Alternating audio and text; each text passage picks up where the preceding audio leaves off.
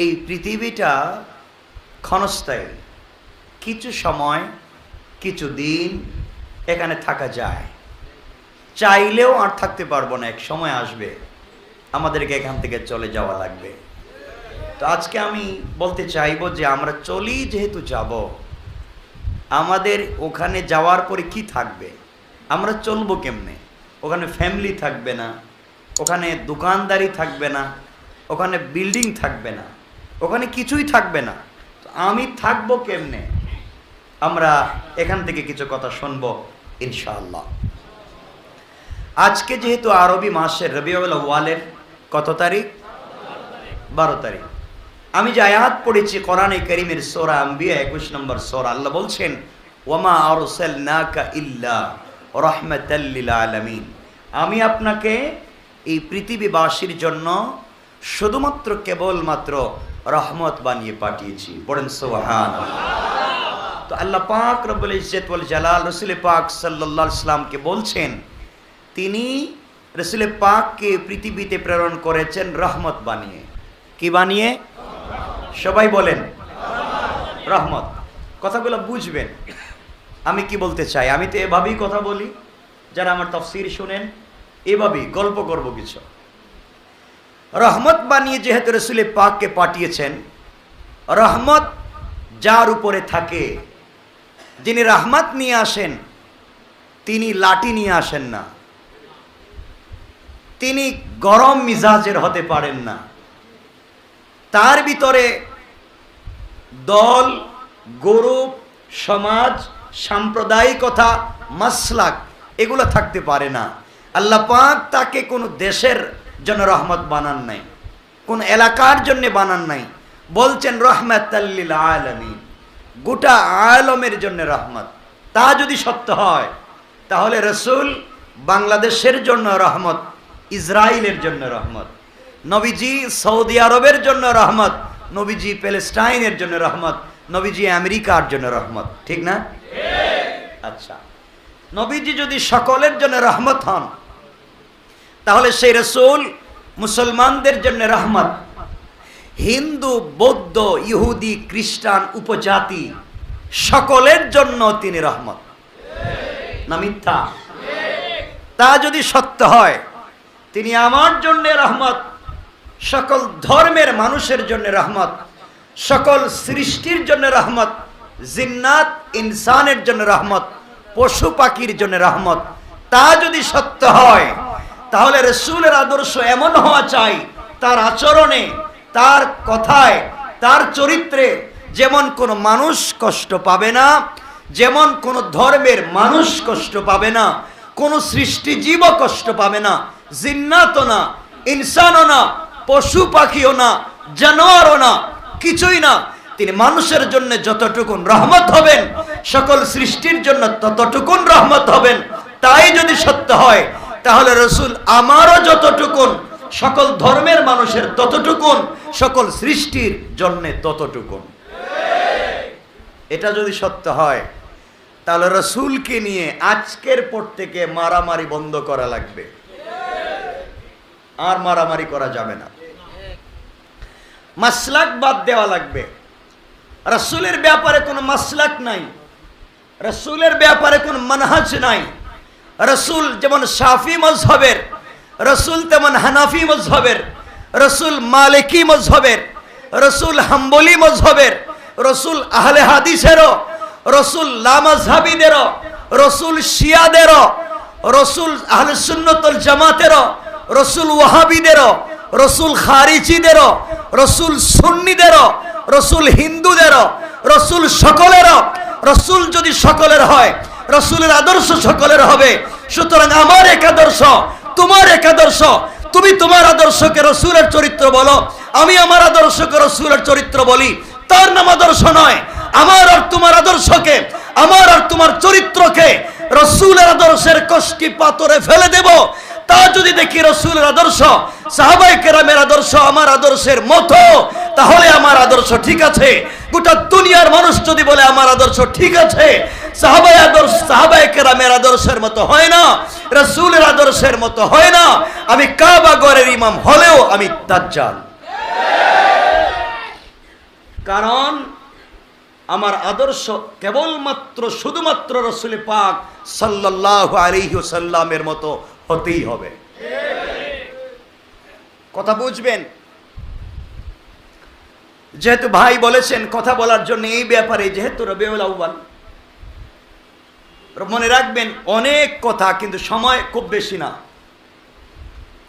রাসূল ইসলাম রবিউল আউয়ালে জন্ম নিয়েছেন, খুব ভালো করে বুঝবেন, প্রয়োজনে কাগজে লিখে রাখবেন।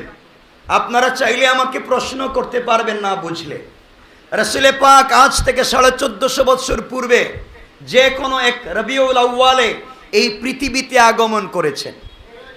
এই পৃথিবীতে আগমন করেছেন, যে কোনো এক রবিউল আউয়ালে তিনি এসেছেন। রবিউল আউয়ালে আসবার পরে কত তারিখ তার জন্ম নিয়েছে, ঐতিহাসিক তত্ত্বে একাধিক তথ্য পাওয়া যায়। কেউ 8 তারিখ, কেউ 9 তারিখ, কেউ 10 তারিখ, কেউ 11 তারিখ, কেউ 12 তারিখ, কেউ 18 তারিখ, অনেকগুলা তারিখের কথা বলেছেন। রাসূল এই তারিখে জন্ম নিতে পারেন। অধিকাংশ ঐতিহাসিকবিদ বলেছেন রাসূল পাক 12 রবিউল আউয়াল জন্ম নিয়েছেন, কিন্তু সেই মতটাও ঐক্যমত না। কিন্তু এই দিন যে রাসূল পৃথিবী থেকে বিদায় নিয়েছেন, এই ব্যাপারে সৃষ্টির কারো কোনো দ্বিমত নাই। কথা বুঝবেন? রাসূল সাল্লাল্লাহু আলাইহি ওয়াসাল্লাম যেদিন জন্ম নিয়েছেন, তার জন্মে যদি কেউ আনন্দিত না হয়, কথা আবারও বলছি, রাসূল পাক যেদিন জন্ম নিয়েছেন, সেই জন্ম নেওয়ার কারণে, রাসূল পাকের আবির্ভাবের কারণে কেউ যদি খুশি না হয়, কেউ যদি আনন্দিত না হয়, সে মুসলিম নয়, সে কাফের। এটা তো বুঝছেন? সবাই একমত, সবাই খুশি। যারা মিছিল দেয় তারাও খুশি, যারা মিছিল দেয় না তারাও খুশি। কারণ রাসূল পাকের জন্মে যারা খুশি হবে না, তারা এই পৃথিবীর কোনো আদম সন্তানই না। এক নম্বর, রাসূল পাকের জন্মে সবাই খুশি, আমিও খুশি, আপনিও খুশি, কারণ তিনি রহমত নিয়ে এসেছেন। কথা বুঝবেন? কিন্তু রাসূলের জন্মের ব্যাপারগুলাকে আলোচনা করা যায়। রাসূল কেমনে জন্ম নিলেন, কিভাবে জন্ম নিলেন, কোন দিন জন্ম নিলেন, এগুলা আলোচনা করা যায়। ইসলামের জন্য আলোচনা কোনো সাবজেক্ট না। আলোচনা করলেও করতে পারেন, না করলেও না করতে পারেন। ইসলামের বিষয় কোরআনে কারিমে সূরা হাসর 59 নম্বর সূরার 7 নম্বর আয়াতে আল্লাহ বলছেন, মা তাকুমুর রাসূলু ফাখুযুহু ওয়া মা নাহাকুম আনহু ফান্তাহু। আল্লাহ বলে দিয়েছেন, আমি আমার রাসূলকে যা দিয়েছি, রাসূল যা নিয়ে এসেছেন, তোমরা তা আঁকড়ে ধরো। রাসূল যা নিষেধ করেছেন, তোমরা তা ছেড়ে দাও। রাসূল যা করেন নাই, তা তোমরা করতে যাইও না। সাহাবায়ে কেরাম যা করেন নাই, তা তোমরা করতে যাইও না। রাসূল যা করেছেন, তা তোমরা কোনোদিন ছাড়তে যাইও না। এতে যদি কলিজা দিতে হয়, এতে যদি জীবনও দিতে হয়, রাসূল যা করেছেন তাই করা লাগবে। কথা বুঝবেন? তা যদি সত্য হয়, আল্লাহ বলছেন রাসূলকে পাঠিয়েছি রহমত দিয়া। রাসূলের জন্মে আনন্দিত হবেন সবাই, কিন্তু আনন্দিত হলেই আপনি জান্নাতে যেতে পারবেন না। আরে ঠিক কেমনে বুঝলেন? আমি তো বলিনি, শুধু আপনারা ঠিক বেঠিক বলেই ওয়াজ শেষ করে দেন। আপনারা বুঝবেন কি বলতে চাই।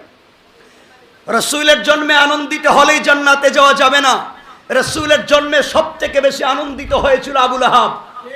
রাসূলের জন্মের পরে সবথেকে বেশি যেই ব্যক্তি আনন্দিত হয়েছিল তার নাম আবু লাহাব।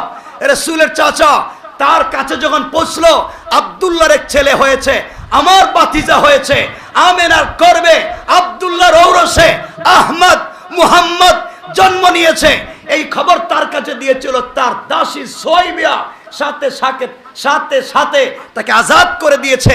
খুশির ঠেলায় আজাদ করে দিয়েছে রাসূলের ভালোবাসায়, আজাদ করে দিয়েছে রাসূলের জন্মে, আজাদ করে দিয়েছে রাসূলের সৃষ্টিতে, আজাদ করে দিয়েছে রাসূলের জন্মে আসার কারণে। কিন্তু সে জান্নাতি না জাহান্নামী? কারণ সূরা হাসরে আল্লাহ বলছেন, মা আতাকুমুর রাসূলু ফাখুযু, আমার রাসূল যা এনেছেন তা ধরো, ওয়া মা নাহাকুম আনহু ফান্তাহু, আর যা নিষেধ করেছেন ছেড়ে দাও। আবু লাহাব খুশি হয়েছে ঠিকই, রাসূল যা আনছেন তা মানে নাই, এজন্য সে জাহান্নামী। এখন বলেন, আমরা যদি রাসূলের জন্মে আনন্দিত হই, গুনাহ আছে না সওয়াব? কিন্তু আনন্দিত হওয়ার পরে রসুল জানলেন তা মানলাম না। রসুল যে চরিত্রের কথা বললেন তা আমরা মানলাম না। রসুলের চরিত্রের কথা আমরা মানলাম না। আমরা কখনো জান্নাতি মানুষ হতে পারবো? আসুন ভালোবাসাটা কার নাম তা বুঝিয়ে দিই। খুব ভালো করে বুঝবেন। রসুলের জন্মগুলো আলোচনা করা যায়। রসুল যেদিন জন্ম নিয়েছিলেন ওই দিন তার নার কাটা ছিল, নাবি কাটা। নাবি আপনাদের কাটা ছিল? বলেন, এই কথাটা আলোচনা করলাম, পালন করতে পারবেন? আপনার ছেলের জন্য, আপনার মেয়ের জন্য আলোচনা করা যায়। রসুল যেদিন জন্ম নিয়েছেন ওদিনের অনেকগুলা ব্যাপার আছে। তাহলে শুনেন, রসুল পাক সাল্লাল্লাহু আলাইহি ওয়াসাল্লামের জন্মের সবগুলা ব্যাপার আলোচনা করা যায়, পালনের কোনো সুযোগ নাই। পালন তো করতেই পারবেন না। পালনের বিষয় হচ্ছে আল্লাহর হুকুম। আল্লাহ যা হুকুম করেছেন তাই পালন করব রসুলের তরিকায়। এখন আল্লাহ যা হুকুম করেন নাই তা যদি আমার পীর সাহেব, আমার বাবা, আমার খানকার দাদা পীর কেউ যদি বলে দেয়, আর যদি তার আল্লাহ এবং তার রসুলের মধ্যে না পাওয়া যায়, গোটা দুনিয়া বললে আমরা মানতে পারি না। এতটুকুন ঠিক আছে তো? না দিন শেষে বলবেন আমার পীর সাহেব যা বলছেন তা? আচ্ছা, কথা ভালো করে বুঝেন। রসুল সাল্লাল্লাহু আলাইহি ওয়াসাল্লাম যখন জন্ম নিতে গেলেন, মা আমিনার গর্ভে রসুল যেদিন আসবেন, আব্দুল্লাহ পৃথিবীতে নাই। শোনেন আমার নবীজি কেমন ছিলেন, জন্মের আগে তার অবস্থান কেমন ছিল। রসুল সাল্লাল্লাহু আলাইহি ওয়াসাল্লাম যেই দিন যেই সময়ে মা আমিনার গর্ভে এসেছিলেন, আসতে দেরি হয়েছে, আমিনার শরীর থেকে জান্নাতি মেশকে আম্বর বের হতে দেরি হয়। নবীজি আগমনের আগের কথাগুলো বলতেছি। পুরা বডি থেকে মেশকে আম্বরের ঘ্রাণ বের হচ্ছিল, গোটা মক্কায় বলা বলি হচ্ছিল। নারীরা বলতো, আরে আমেনার স্বামী মারা গিয়েছে, বিধবা একটা নারী, বিধবারা তো কোনোদিন আনন্দ উল্লাস করতে পারে না, বিধবারা তো কোনোদিন পারফিউম ব্যবহার করতে পারে না, তার স্বামীর তো সুখ পালন করবে, আর ওই মহিলা তার শরীর থেকে ঘ্রাণ বের হয়। গোটা মক্কার নারীদের কানে কানে পৌঁছে গেল। আব্দুল মুত্তালিব একদিন রাস্তায় বের হলেন, তিনিও শুনেন তার ছেলের বউ। কার ছেলের বউ? আব্দুল মুত্তালিবের ছেলের বউ, আব্দুল্লাহর স্ত্রী, তার নাকি শরীর থেকে ঘ্রাণ বের হয়, সে নাকি স্বামী মারা যাওয়ার পরে সুখ পালন করে না। এত বড় একটা বংশে, এত বড় একটা অভিজাত ফ্যামিলিতে এই মেয়েটা আসবার পরে স্বামী মারা গিয়েছে, স্বামী মারা যাওয়ার পরে ওই মেয়েটা সুখ পালন না করে আতর ইউজ করে, পারফিউম ইউজ করে।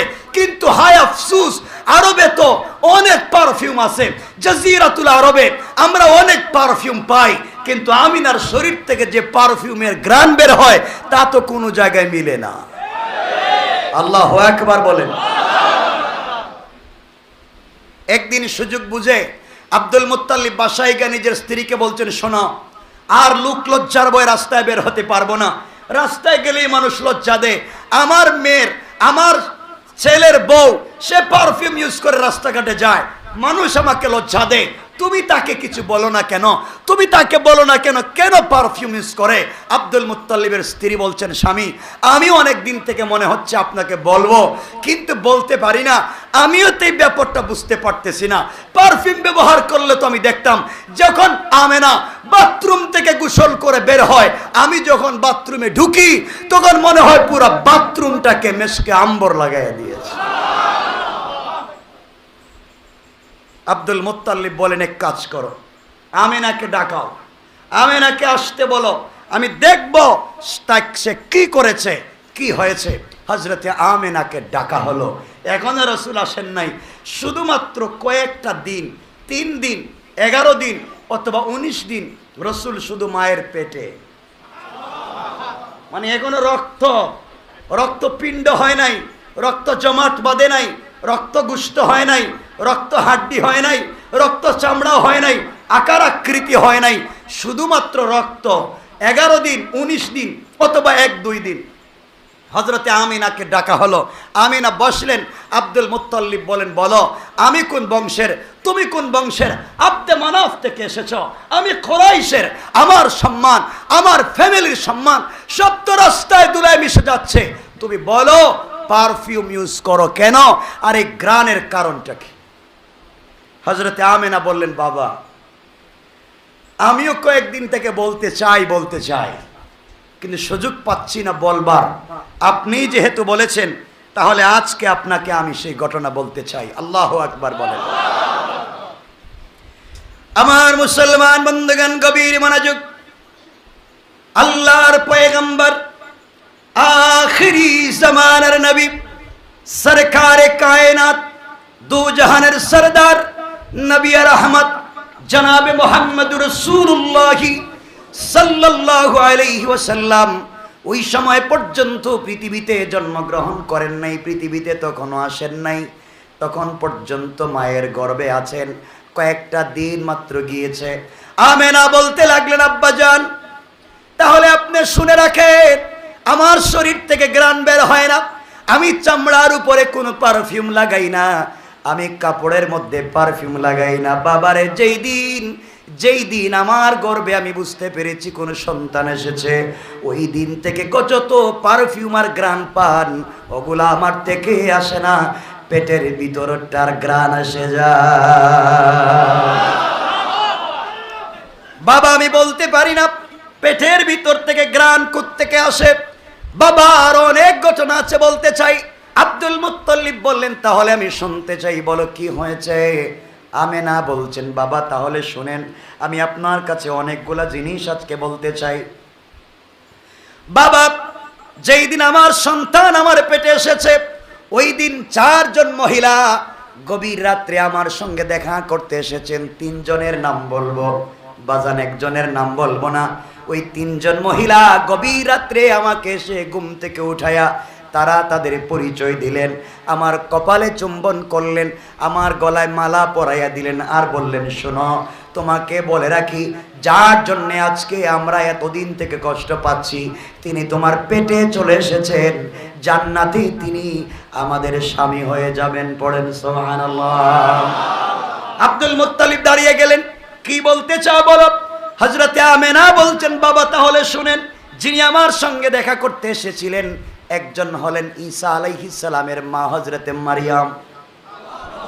আল্লাহু আকবার বললেন না বাজান। 2 নম্বরে যিনি এসেছে, তিনি হযরতে মুসা আলাইহিস সালামের বোন কুলসুম আমার সঙ্গে দেখা করতে এসেছেন। 3 নম্বর যিনি আমার সঙ্গে দেখা করতে এসেছেন, তিনি হলেন ফেরাউনের স্ত্রী আসিয়া।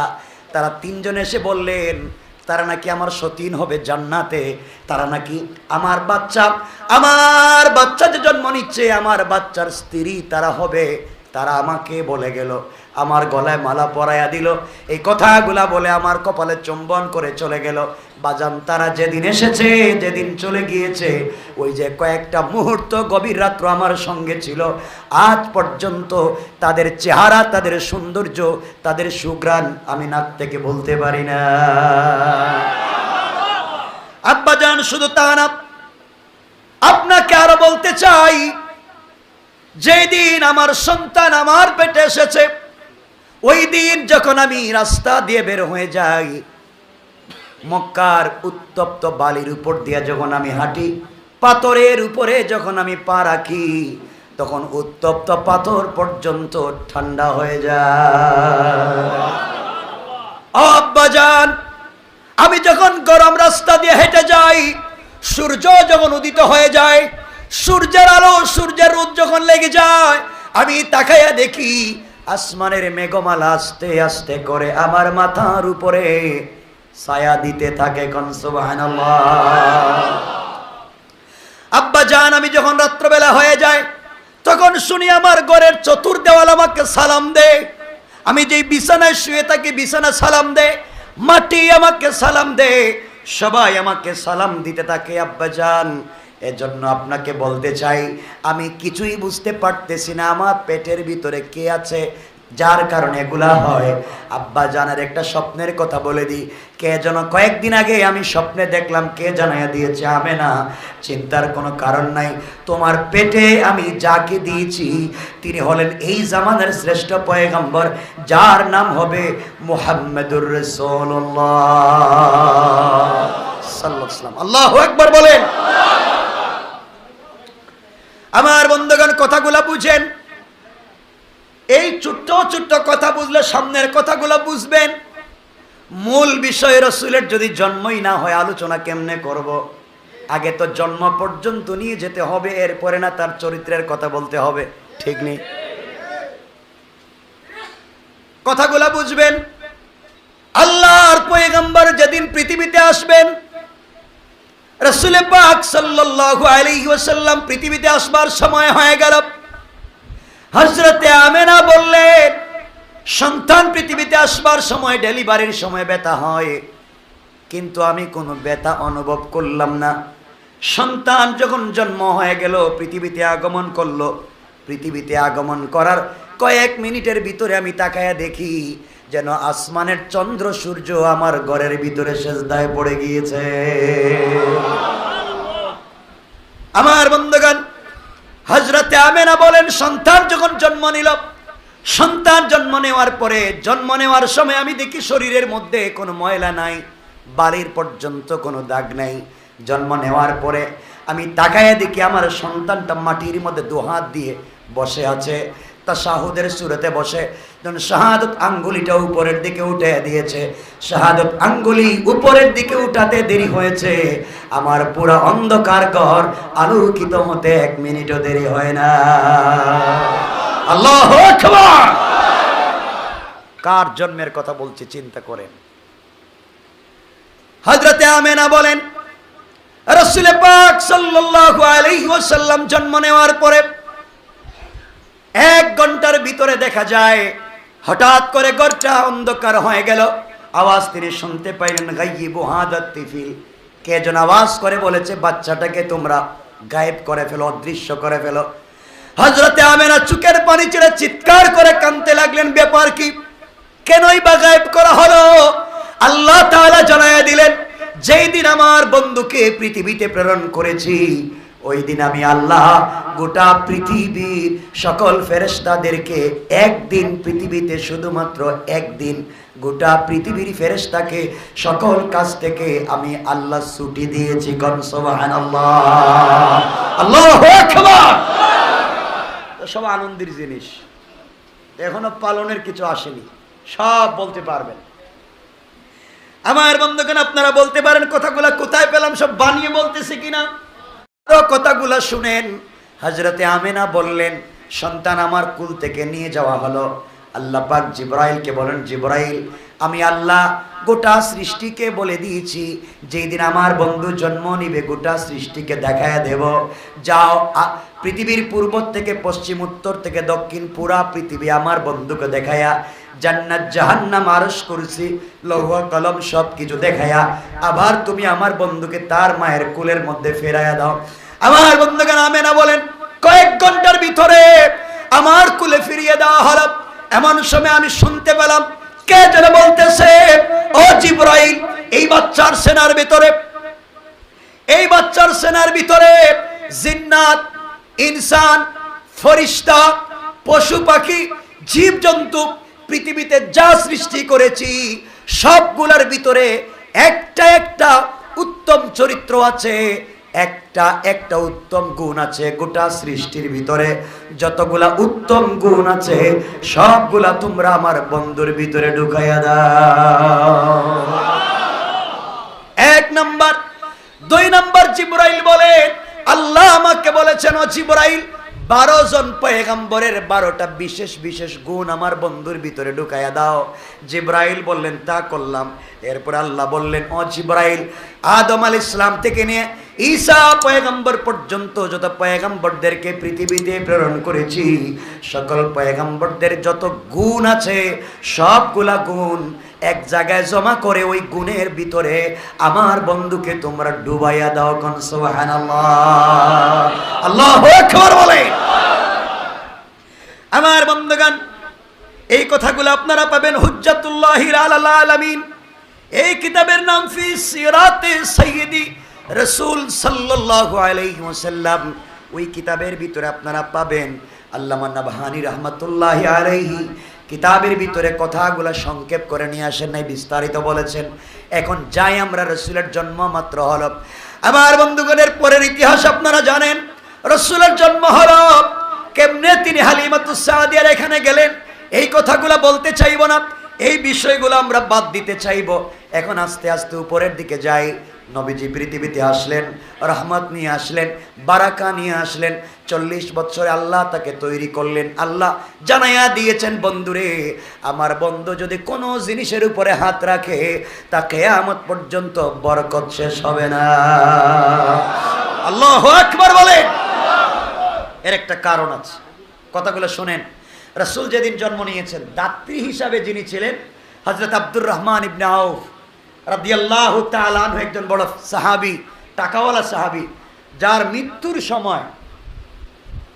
মৃত্যুর সময় শুধু ক্যাশ টাকা ছিল 47 লক্ষ কোটি দিনার অথবা দিরহাম। 47 লক্ষ কোটি টাকা। আল্লাহু আকবার বলবেন না? এত টাকার মালিক ছিলেন একজন সাহাবী, নাম আব্দুর রহমান ইবনে আউফ। এর কারণ কি জানেন? আব্দুর রহমান ইবনে আউফের মা, তিনি তো সব বরকত প্রথমেই পেয়েছেন। রাসূল যখন জন্ম নিয়েছেন প্রথমেই যার কুলে তিনি গিয়েছেন তিনি ছিলেন আব্দুর রহমান ইবনে আউফের মা। আল্লাহু আকবার। সেই বরকত, রাসূল যেখানে হাত দিয়েছেন সেখানে বরকত হয়ে গিয়েছে। হযরতে আনাস ইবনে মালিক আল আনসারী রাদিয়াল্লাহু তাআলা আনহু, তার দস্তরখানে রাসূল হাত দিয়েছিলেন। দস্তরখানে শুধু হাত রেখেছিলেন, হাতের বরকতে আনাস ইবনে মালিক যতদিন পৃথিবীতে বেঁচে ছিলেন তার দস্তরখান থেকে কোনোদিন খানা শেষ হয়ে যায় নাই। সুবহানাল্লাহ, জোরে পড়েন সুবহানাল্লাহ। নবীজি সাল্লাল্লাহু আলাইহি ওয়াসাল্লাম, এটা তো বললাম হাত বারাকাত ইশারা করেছেন। তিনি যে জিনিসের দিকে ইশারা করেছেন সেই জিনিসে বরকত হয়ে গিয়েছে। রাস্তায় গুই সাপের দিকে ইশারা করেছেন, মরা গুই সাপ জিন্দা হয়ে সালাম দিয়েছে। সালাম। আল্লাহু আকবার বলেন। কষ্ট হচ্ছে আপনাদের? এগুলা বুঝলে আমি সামনের বুঝাতে পারবো। এগুলা হচ্ছে রাসূলের আলোচনা, শুধু শুনবেন, মজা পাবেন, লাইফে কিছু নাই, আমল করার কিছু নাই। সে আমল করার জন্য আমরা সামনের দিকে যাব। আমার বন্ধুগণ, হযরতে আমিনার গড়ে রাসূলে পাক কয়েক ঘন্টা হয়ে গেছে, ধরেন 4-5 ঘন্টা হয়ে গেছে। হযরতে আমিনা কুলে নিছেন, রাত্র হয়েছে। হযরতে আব্দুল মুত্তালিব বলেন, আমি আমার নাতিকে কুলে নিয়ে উঠানের মধ্যে, উঠান তো বুঝেন, কাপড় টানাইয়া, আমরা যেভাবে দুলনা দেই, দুলনা, কাপড় টানাইয়া দুলনায় রেখে দিয়েছি। আমি তাকাইয়া দেখি আসমানের সূর্য, আসমানের চাঁদ, আসমানের তারকা দ্রুত গতিতে আমার নাতির দিকে আসতেছে। আমি তো চিৎকার শুরু করেছি, আমার নাতিকে কি চাঁদ খেয়ে ফেলে কিনা। দেখলাম না, কাছাকাছি আসার পরে আমার নাতির কাছে আসে না। নাতি যখন হাত পা নাড়ায় তখন আসমানের চাঁদ এভাবে নড়তে থাকে, নড়তে থাকে। আল্লাহু আকবার বললেন। হযরতে আমিনা কাঁদতেছেন, দরজা দাঁড়ায় দাঁড়ায় কাঁদতেছেন, এগুলা দেখতেছেন। আব্দুল মুত্তালিব বললেন, কান্দো কেন? কষ্ট হচ্ছে? গরমে কষ্ট হচ্ছে আপনাদের? একটু হাত দেখান তো দেখি, কার কার কষ্ট হচ্ছে? কষ্ট হচ্ছে? আপনারা বসলে আমি কিছু, এগুলা হচ্ছে মৌলিক কিছু কথা, না বুঝালে আসলে রসুলের জন্মের আলোচনায় যে কিছু নাই, মানে এই আমলের কিছু নাই, তা বুঝাতে পারবো না।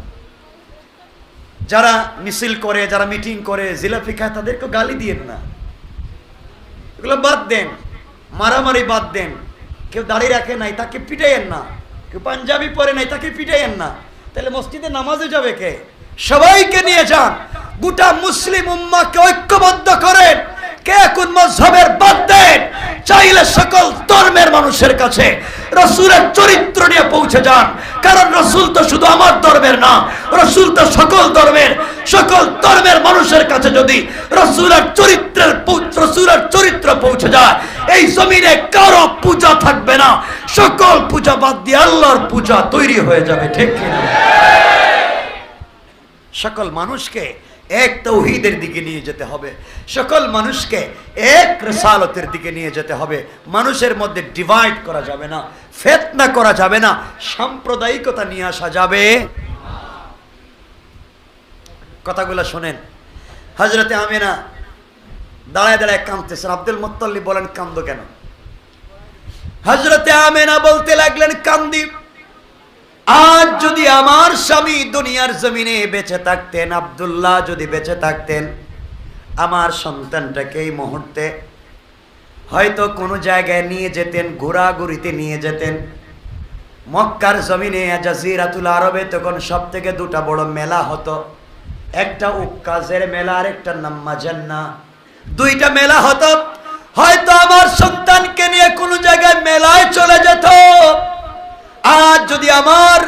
আজ যদি আব্দুল্লাহ দুনিয়ার জমিনে বেঁচে থাকতেন, আমার সন্তানকে কোলে করে নিয়ে তিনি হয়তো কোনো খেলনা এনে দিতেন। আল্লাহ আওয়াজ করতে লাগলেন, আমেনা, তোমার স্বামী আব্দুল্লাহ দুনিয়ার জমিনে বেঁচে থাকলে খেলনা নিয়ে আসতো প্লাস্টিকের, মাটির, কাঠের অথবা স্টিলের, লোহার। আর আমি আল্লাহ, আমার বন্ধু সে তো তোমার সন্তান, আব্দুল্লাহর সন্তান আর কিছু না। আমি আল্লাহ যার প্রেমে পড়ে গোটা দুনিয়ার কুরসি লৌহ কলমকে সাজাইলাম, আমি আল্লাহ আমার বন্ধুর প্রেমে পড়ে মাজান্নার উক্কাজের মেলা থেকে খেলনা আনতে যাই নাই, বরং আসমানের চন্দ্র সূর্য গুলাকে আমার বন্ধুর জন্য খেলনা বানাইয়া দিলাম। আল্লাহু আকবার। আমেনা, তুমি কাঁদতেছো। হযরতে আব্দুল্লাহ বেঁচে থাকলে তোমার সন্তানকে নিয়ে হইলে ঘুরতে নিয়ে যেত মক্কায়, মদিনায়, তায়েফে, নানার বাড়ি, মামার বাড়ি, চাচার বাড়ি, বাতিজার বাড়ি নিয়ে যেত। আর না, আমি আল্লাহ আমার বন্ধুকে নিয়ে যাওয়ার জন্যে আমি আল্লাহ একদিন দুনিয়ার জমিনে আসবো রে। আমি না, আমার বন্ধুকে হাত ধরাইয়া সর্বপ্রথম যেই জায়গায় নিয়ে যাব তার নাম হলো বাইতুল মুকাদ্দাস। ওখানে নিয়ে যাব। ওখান থেকে আমি আল্লাহ 1 আসমান, 2 আসমান, 3 আসমান, 4 আসমান, 5 আসমান, 6 সপ্তম আসমান সবগুলাকে ঘুরাইয়া, সবগুলা প্রদর্শন করাইয়া, আরশ, কুরসি, লৌহ কলম, সিদরাতুল মুনতাহা ওই জায়গা পর্যন্ত নিয়া জান্নাতে নিব, জাহান্নামে নিব, বাইতুল মামুরে নিব। আমি আল্লাহ কোথায় থাকি সেই জায়গায় পর্যন্ত নিয়ে আসব।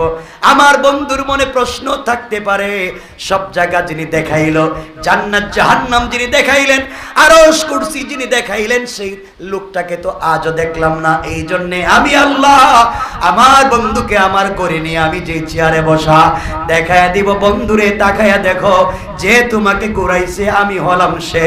আর তোমার প্রেমে পড়ে সবগুলা জায়গায় তোমার নাম দিয়ে ডিজাইন করে দিলাম। আল্লাহু আকবার। ফাকাবা কাউসাইনি আও আদনা, ওগুলা বলে ফেলেছি একদিন, ওদিকে আর যাচ্ছি না। আমার বন্ধুগণ, সেই হচ্ছেন রাসূল। এই হচ্ছে রাসূলের জন্ম। তিনি বড় হতে লাগলেন। আরো অনেকগুলা ঘটনা আছে। রাসূল যখন বড় হতে লাগলেন আস্তে আস্তে, এই বড় হওয়াটার ভিতরে অনেকগুলা ঘটনা আছে। আমরা সেই ঘটনার দিকে যাব না। এখন আসুন, আমি যে কথা বলতে চাই, রাসূল সাল্লাল্লাহু আলাইহি সাল্লাম আমাদের জন্য কি আনলেন, আমাদের জন্য কি আনলেন, তার জন্মে এত এত ঘটনা, আমাদের জন্য কি নিয়ে আসলেন। রাসূলের একটা সুন্নতকে যদি মানতে পারেন, কয়টা সুন্নত? কয়টা? একটা সুন্নতকে যদি মানেন, জিন্দেগির কি হতে পারে আপনাদেরকে ছোট্ট একটা ঘটনার দিকে নিয়ে যাই সংক্ষেপ করে। মিশরে যখন যুদ্ধ হয়, খলিফাতুল মুসলিমিন আমিরুল মুমিনিন হযরত ওমর ফারুক রাদিয়াল্লাহু তাআলা আনহু জামানায় সাদ ইবনে আবি ওয়াক্কাস রাদিয়াল্লাহু তাআলা আনহুকে সেনাপতি বানায়া মিশরে পাঠাইয়া দিলেন। হযরত সাদ ইবনে আবি ওয়াক্কাস মিশরে যাওয়ার পরে মিশরের দুর্গ গেট লাগাইয়া দিয়েছে ইহুদি খ্রিস্টানেরা, ভিতরে ঢোকা যায় না। 1 মাস হয়ে গেছে, বাহিরে দাঁড়াই আছেন, ভিতরে ঢুকতেও পারেন না, যুদ্ধও করতে পারেন না, জয়লাভও করতে পারেন না। কয়দিন গেছে? সবাই বলেন 1 মাস। সাদ ইবনে আবি ওয়াক্কাস চিঠি দিলেন খলিফাতুল মুসলিমিনের কাছে মদিনায়। খলিফাতুল মুসলিমিন, 1 মাস হয়ে গেল, আমরা তো মিশর বিজয় লাভ করতে পারতেছি না, আমাদের খাবার শেষ হয়ে যাচ্ছে, আমাদের সৈন্যবাহিনী দুর্বল হয়ে যাচ্ছে, কিন্তু ইহুদিরা, কাফেররা তো গেট মিশরে লাগাই দিছে, ভিতরে ঢোকা যায় না, আমরা কি করব? হযরত ওমর চিঠিতে লিখলেন, আমি তোমাদেরকে কোনো সাহায্য করতে পারবো না, তোমরা দেখো তোমাদের চলাফেরায় কোনো একটা সুন্নত ছুটে গেল কিনা। আমার মনে হচ্ছে কোনো সুন্নত ছুটে গিয়েছে, আর সুন্নতের কারণে তোমরা জয়লাভ করতে পারতেছ। চিন্তা করেন, এই চিঠি যখন পৌঁছে গেল, সাদ ইবনে আবি ওয়াক্কাস সবাইকে নিয়ে বসলেন। সবাইকে নিয়ে বসবার পরে বলতে লাগলেন, দেখো তো আমরা কি একটা সুন্নত ছেড়ে দিয়েছি। সবাই বলছেন, না না, আমরা কোনো সুন্নত ছাড়ি নাই, শব্দ ঠিক মতো আদায় করতেছি। কয়েকজন সাহাবী দাঁড়ালেন, তারা বলতে লাগলেন, সেনাপতি সাদ ইবনে আবি ওয়াক্কাস 1 মাস থেকে যুদ্ধের ময়দানে থাকবার কারণে পরিশান। এই পরিশান থাকবার কারণে আমরা টাইম মতো মেসওয়াক করতে পারতেছি না, ঠিক মতো মেসওয়াক করতে পারতেছি না। এই একটা সুন্নতে আমাদের দুর্বলতা আছে। সাদ ইবনে আবি ওয়াক্কাস বললেন, শোনো, আজকে ফজরের সালাতের সময় সবাই মিলে মেসওয়াক করো। মেসওয়াক ছাড়া যাবে না। কয়েক হাজার সৈন্যবাহিনী ফজরের আগে সালাত পড়বার জন্য, ওযু করবার জন্য মেসওয়াক খুঁজতে লাগলেন। রাস্তাঘাটে আশেপাশে যতগুলা গাছ দেখতে পাইলেন সবগুলা গাছের ডাল ভাঙতে লাগলেন আর মুখের মধ্যে মেসওয়াক করতে লাগলেন। কাফেরেরা দুর্গের মধ্যে দাঁড়াইয়া দাঁড়াইয়া দেখতেছে, হারে এরা কোন জাতি, এতদিন তো দেখলাম দাঁড়াই আছে, কাজ কাম করতে পারে না, মাছ মাংস খায়, এখন দেখতেছি গাছও খাওয়া শুরু করছে। এই জাতিরে তো চিনা বড় মুশকিল, কখন কি করে। হঠাৎ করে 1 মাস পরে আজকে দাঁত পরিষ্কার করতেছে কেন? তাহলে সকাল হওয়ার আগে আগে ওরা কি আমাদেরকে কামড়াইয়া খাবে নাকি? সবাই দেখে যে ঐক্যবদ্ধভাবে গাছের ডাল সব ভেঙে মুখের ভিতরে নিয়ে চাবাইতেছে। সবার ভিতরে ভয় ঢুকে গিয়েছে। ভয় ঢুকাইয়া দিয়েছেন কে? আরো জোরে বলেন কে? ছোট্ট একটা সুন্নতের কারণে ভয় ঢুকাইয়া দিয়েছেন। কাফেররা সমস্ত একত্রিত হলো আর বলতে লাগলো, ভাই রে, এরা যেইভাবে মিশরের অলিতে গলিতে একটা গাছ রাখতেছে না, সব গাছের ডাল মুখে ঢুকাইয়া দিতেছে, দাঁতকে যেভাবে ধার করতেছে, ফজরের সকাল হয়ে গেলে তো একটারও জিন্দা রাখবে না, আমাদের গাছ তো কামড়াইয়া খাবে, ভাগো। মুসলমানরা ফজরের সালাত শুরু করে দিয়েছেন। কাফেরেরা ভয়ে পলায়ন করেছে, দুর্গ খুলে দিয়েছে, দুর্গ থেকে কয়েক মাইল দূরে পলায়ন করেছে। মুসলমানেরা নামাজের পরে তাকাইয়া দেখেন কাফেরেরা নাই। তার আস্তে আস্তে দুর্গের গেটে গেলেন, গেট খুলবার জন্য তরবারি বের করলেন, তাকাইয়া দেখেন তরবারি লাগবে না, গেট খোলা। চিন্তা করতে লাগলেন, কাফেররা কৌশল করে গেট খুলে রাখছে, ভিতরে গেলে হয়তো আমাদেরকে আঘাত করবে। অস্ত্রে শস্ত্রে সজ্জিত হয়ে ভিতরে ঢুকলে, ভিতরে ঢুকে দেখেন কয়েক কিলোমিটারের ভিতরে কোনো কাফের নাই। অনেক দূরে কয়েকজন কাফেরকে দৌড়াতে দেখলেন। ওরা ডাক দিয়ে বলছে, ভাই আমাদেরকে দৌড়াইস না, যাদেরকে খাইছস তারাই খাইছস, আমাদের দৌড়াইস না। চিন্তায় পড়ে গেলেন সাহাবায়ে কেরাম, কে কারে খাইছে। হঠাৎ করে বুঝতে পারলেন। হযরতে সাদ ইবনে আবি ওয়াক্কাস বললেন, শোনো রে, আজকে আমরা রাসূলের একটা সুন্নাত মিসওয়াকের উপরে আমল করেছি, আর আল্লাহ এর বরকতে গোটা মিশরকে বিনা যুদ্ধে আমাদের কাছে দান করে দিয়েছেন। কোন সুবহানাল্লাহ, আল্লাহু আকবার। একটা সুন্নতের উপরে আমল। মিসওয়াক আছে তো?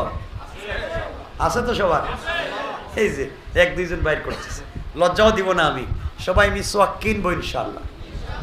যে মিসওয়াক বিক্রি করতেছে হ্যাঁ মনে করতেছে আমার একটা ব্যবসা হইব, কিন্তু আমি ব্যবসার জন্য বলতেছি না। সবাই মিসওয়াক কিনবো তো ইনশাআল্লাহ। এই কথাগুলো বুঝেন তো, সামনে কথা বলবো, এখনো সময় আছে, কথা বুঝেন। এই হচ্ছে এতটুকুন। এখন ভালোবাসা কার নাম? আব্দুল্লাহ বিন যায়েদ বিন আব্দে রব্বিহি একজন সাহাবীর নাম। আব্দুল্লাহ বিন যায়েদ বিন আব্দে রব্বিহি, যিনি স্বপ্নে, এই যে আমরা আজান দেই 5 ওয়াক্ত নামাজে আজান দেইনি, আজান তিনি স্বপ্নে দেখেছিলেন যে এভাবেই আজান দিতে হয়। ওনার নাম আব্দুল্লাহ বিন যায়েদ বিন আব্দে রব্বিহি। তিনি একদিন বাগানের ভিতরে কাজ করতেছেন। কিসে কাজ করতেছেন? সবাই বলেন। বাগানের মধ্যে কাজ করতেছেন। হঠাৎ শুনলেন রাসূলে পাক সাল্লাল্লাহু আলাইহি ওয়াসাল্লাম ইন্তেকাল করেছেন। নবীজি ইন্তেকাল করেছেন, এই কথা শুনবার পরে কাজ ছেড়ে দিয়েছেন। উপর দিকে 2টা হাত উঠায় বলছেন, আল্লাহ, আমি তো এই 2টা চোখ দিয়ে রাসূলকে দেখতাম, এই 2 চোখ দিয়ে রাসূলকে দেখতাম। আজ শুনতে রাসূল ইন্তেকাল করেছেন, আমার এই চোখের আর দরকার নাই, এই চোখ দিয়ে আর কোনো জিনিস দেখবার দরকার নাই। আল্লাহ রাসূলকে যদি দেখতে না পারে আর কোনো জিনিস দেখবার দরকার নাই। আল্লাহ, তুমি আমার 2টা চক্ষুকে অন্ধ করে দাও। ওই দিন আমার চক্ষুর আলো ফিরিয়ে দিবা, যেই দিন কিয়ামতের দিন আমি রাসূলকে দেখতে পাইব। বলতে দেরি হয়েছে, তার 2টা চোখ অন্ধ হয়ে যেতে দেরি হয় নাই। এটার নাম ভালোবাসা। নবীজির ভালোবাসা নিজের চোখকে অন্ধ করে দিচ্ছেন। নবীজির ভালোবাসা কলিজার টুকরা সন্তানকে দিয়ে দিচ্ছেন, তার নাম হচ্ছে ভালোবাসা। আর আমাদের তো ভালোবাসার শেষ নাই। আমরা তো এই মুখে মুখে ভালোবাসা, বাস্তবে ভালোবাসা, কথা বলেন, আসেনি? ভালোবাসা নাই। সুতরাং সেই ভালোবাসাটুকুন আমাদেরকে বুঝতে হবে। রাসূল পাক পৃথিবীতে এসেছেন, তিনি নিয়ে এসেছেন সুন্নাহ, আল্লাহ দিয়েছেন হুকুম, তাওহীদ, আর রাসূলের হচ্ছে রিসালাত, আমরা তা মানব। রাসূল কেমনে পরিবার চালাইছেন, রাসূল কেমনে ব্যবসা বাণিজ্য চালাইছেন, রাসূল কেমনে স্ত্রী চালাইছেন, রাসূল কেমনে বউ বাচ্চা চালাইছেন, এগুলো হাদিসে নাই? হাদিসে কোনোদিন পাইবেন? হাদিসে কোনো জায়গায় আছে রাসূল তার বউরে পিটাইছেন? বলেন, আপনারা পিটান নাই? কথা বলেন না কেন? তা আপনি আশিকে রাসূল না। শুনছেন কোনোদিন রাসূল ওজনে কম দিছেন? এখানে যারা ব্যবসা করেন ওজনে কম দেননি? কিছু কয় না। শুনছেন কোনোদিন রাসূলে পাক 1 নাম্বার জিনিস দেখায় 2 নাম্বার জিনিস ব্যবসা করছেন? আপনারা করেননি? না বইলেন না, মিথ্যা কথা বইলেন না। আপনারা কি শুনেছেন কোনোদিন যে রাসূল ওযু ছাড়া কোন রাত্রে ঘুমাইছেন? তাহলে আপনারা ওযু ছাড়া ঘুমান না? কথা বলেন না কেন? আপনারা কি কোনোদিন শুনেছেন যে রাসূলের ফজরের সালাত না পড়ে ঘুমিয়েছিলেন? আপনারা পড়েন? সবাই পড়েন ফজরের সালাত? এই তো আমাদের আপনার মধ্যে সুন্নত নাই। তাহলে কিসের আশিকে রাসূল আপনি আর আমি? কিসের আশিকে রাসূল? এখানে অনেক মুরব্বি আছে, মুখে দাড়ি আছে, পরনে টুপি আছে, শরীরে পাঞ্জাবি আছে, পকেটে তাসবিহ আছে, 2-4 হজ করেছেন, মসজিদের সভাপতি, মাদ্রাসার ক্যাশিয়ার, খবর নিয়ে দেখেন এলাকার সবথেকে বড় সুদের ব্যবসায়ী। ঠিক কিনা জোরে বলেন? অনেক মুসলমান এখানে আছে যারা উমরা করেছে, এরপরে এই ঘাটে হয়তো চান্দা উঠায়। আল্লাহ জানে ভুল বলে বলিলাম নাকি? আছে না নাই? চান্দাবাজি করে। মনে রাখবেন, যারা চান্দাবাজি করে, শয়তানি করে, বদমাইশি করে, 5 ওয়াক্ত নামাজ পড়ে, সুন্নতের কথা বলে, সমাজের মানুষকে বিভ্রান্ত করতে চায়, আপনারা অন্য ধর্মের বিরুদ্ধে কেন কথা বলেন? কেন কারো মূর্তির বিরুদ্ধে কথা বলেন? আপনি খবর নিয়ে দেখেন সবগুলো শয়তানে মুসলমানদের ঘর ভরপুর হয়ে আছে। ঠিক কিনা বলেন? মুসলমানদের ঘরে ভরা।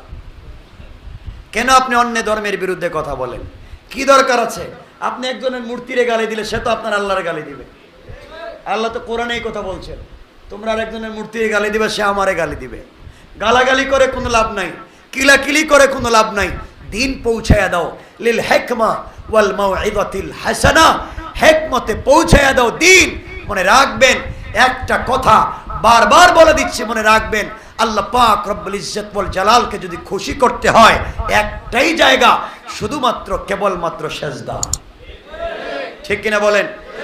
আমি শেষ কথা যেটা বলবো, এটা হচ্ছে একটা সেজদা যদি আপনারা দেন, একটা সেজদা যদি আপনারা দেন, একটা সেজদা, কয়টা?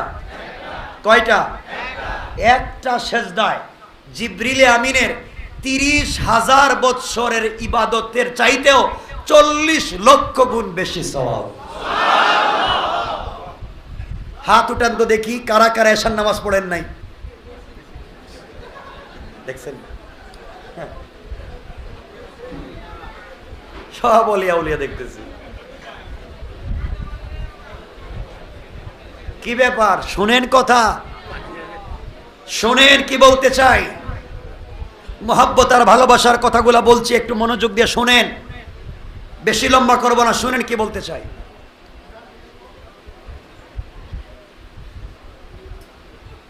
আমার মুসলমান বন্ধুগণ, গভীর মনোযোগ। রাসূলকে যদি ভালোবাসেন, কেমনে ভালোবাসা লাগবে শুনেন। যেই কথাগুলো বলে আলোচনা শেষ করে ফেলব।